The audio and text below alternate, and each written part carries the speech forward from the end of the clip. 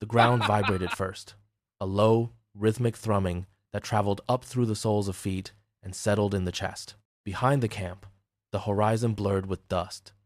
The sound of iron wheels grinding against stone grew from a distant murmur into a deafening roar. Pharaoh's chariots were closing the distance. Thousands of people surged toward the shoreline, a frantic mass of bodies pushing against the water. There was nowhere left to run. The Red Sea stretched out before them, a vast, unmoving wall of dark water that offered no path and no mercy. Men shouted, children screamed, and the air grew thick with the smell of sweat and impending slaughter. Moses pushed through the crushing crowd. He did not look back at the dust cloud rising in the west. He stepped past the last of the huddled families until his boots sank into the wet, cold sand. The waves slapped against his feet, indifferent to the chaos behind him. He stood motionless, his back to the thousands, his gaze fixed on the horizon. The roar of the approaching army reached a fever pitch, shaking the very air. But Moses did not flinch. He gripped his staff, knuckles white, and waited. Moses swung the staff downward. The wood struck the surface with a sharp, cracking sound that echoed across the entire shoreline. For a heartbeat, nothing happened. Then the ocean groaned. The water tore itself apart, a massive, jagged rift opening in the center of the deep. Walls of liquid rose, towering and translucent, held back by an unseen force. The seabed emerged, slick with mud and tangled seaweed. Moses gestured forward. The crowd surged, a desperate tide of people pouring into the channel. They ran, stumbling over rocks and salt-crusted ground, eyes wide at the towering waves looming on either side. As the final stragglers reached the far shore, the walls began to shudder. The water lost its rigid form, bulging inward. Moses turned, his staff still held high, and watched as the sea surrendered its hold. The walls crashed down in a singular, deafening roar. The roar vanished. The sea flattened, calm and silent, leaving only the empty horizon. The silence on the far shore did not last.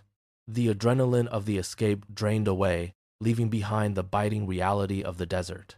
Days bled into one another under a relentless, white-hot sun. The water skins grew light, then empty. The grain sacks were shaken out, revealing only dust and grit. The people moved with heavy, dragging steps, their eyes scanning the horizon for a reprieve that never appeared. The initial gratitude for their survival hardened into a sharp, jagged resentment. By the fourth day, the murmur began.